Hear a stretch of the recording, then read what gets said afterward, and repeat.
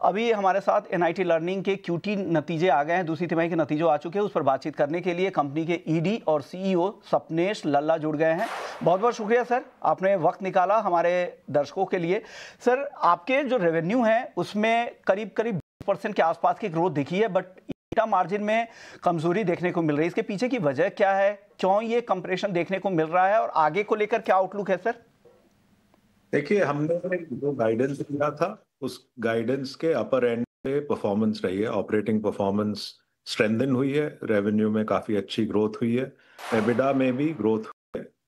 Product mix change की वजह से जो हमारी मार्जिन है वो थोड़ी कम रही है एक साल से पहले से, पर जो हमारी गाइडेंस बताई थी उस गाइडेंस के बरकरार हमारी परफॉर्मेंस रही है।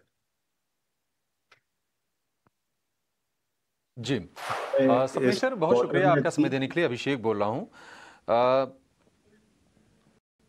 सर, एक चीज आपसे समझना चाहेंगे कि कौन सा वर्टिकल आपके लिए अच्छा कर रहा है? अगर मैं टेक्नोलॉजी, बीएफएसआई और हेल्थ केयर में से पूछूं, अगर कहां पर बेहतरी है और कहां पर थोड़ी सॉफ्टनेस आ रही है? अभी टेक्नोलॉजी में काफी बेहतर चल रहा है। हमें टेक्नोलॉजी में काफी ग्रोथ मिला है, नए कस्टमर्स मिले हैं जो रैंप अप कर रहे हैं, उसकी वजह से जो काफी वाई ग्रोथ है टेक्नोलॉजी कस्टमर्स के रैंप अप करने से है। बाकी कस्टमर्स में भी कंजम्पशन बढ़ रहा है। सॉफ्टनेस अभी इंडस्ट्रियल्स में है टैरिफ्स को लेके, पर टेक्नोलॉजी और टेलीकॉम में हमें अच्छा ग्रोथ मिल रहा है। टेलीकॉम, ये दोनों ऐसे सेगमेंट है जहां पर अच्छी ग्रोथ दिख रही है, लेकिन इंडस्ट्रियल्स में दबाव दिख रहा है क्योंकि टैरिफ की वजह से। लेकिन सर, अभी जो मार्जिन जो दिख रही है उसके पीछे क्या एमएसटी का जो एक्विजिशन आपने किया था उसकी वजह से भी ये मार्जिन पर दबाव है? और क्या अंडरलाइंग जो ऑपरेशनल प्रेशर्स है वो किस तरह के, उस पर अगर कुछ आप हाईलाइट कर सकें? देखिए, जो एमएसटी एक्विजिशन किया उसकी वजह से जो इम्पैक्ट है वो टेक्निकल इम्पैक्ट है और वो प्रॉफिट आफ्टर टैक्स में नज़र आ रहा है। प्रॉफिट आफ्टर टैक्स में कुछ non operational transition related transitory charges हैं, कुछ और mark to market technical charges भी हैं जिसकी वजह से इम्पैक्ट लग रहा है।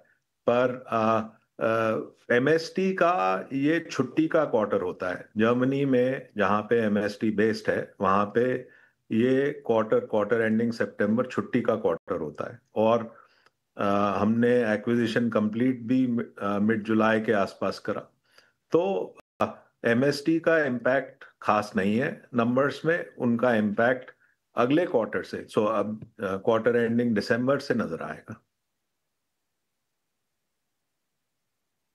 सपनेश सर, एक आखिरी सवाल है। पूरी दुनिया में हम देख रहे हैं कि आर्टिफिशियल इंटेलिजेंस की चर्चा हो रही है और बहुत सी कंपनीज एआई को अडॉप्ट कर रही हैं ताकि कॉस्ट को ऑप्टिमाइज किया जा सके। आप जरा बताएंगे कि आप किस तरह से इस्तेमाल कर रहे हैं और किस तरह का इन्वेस्टमेंट आपने एआई के ऊपर किया है? देखिए, हम एंटरप्राइज वाइड इस्तेमाल कर रहे हैं। वाइड स्प्रेड अडॉप्शन है। तकरीबन 10% हमारा रेवेन्यू एआई इनेबल्ड है और ये परसेंटेज हमारे हिसाब से काफ़ी तेज़ी से बढ़ना चाहिए अगले 6 क्वार्टर्स में।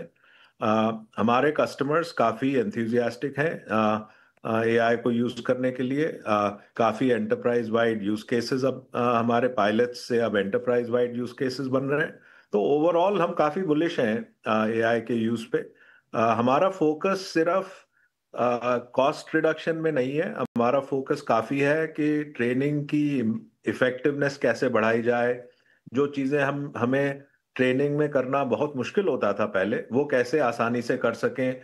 जैसे कि अच्छी ट्रेनिंग स्केल पे हमारे कस्टमर्स के एम्प्लॉयज को मिल सके।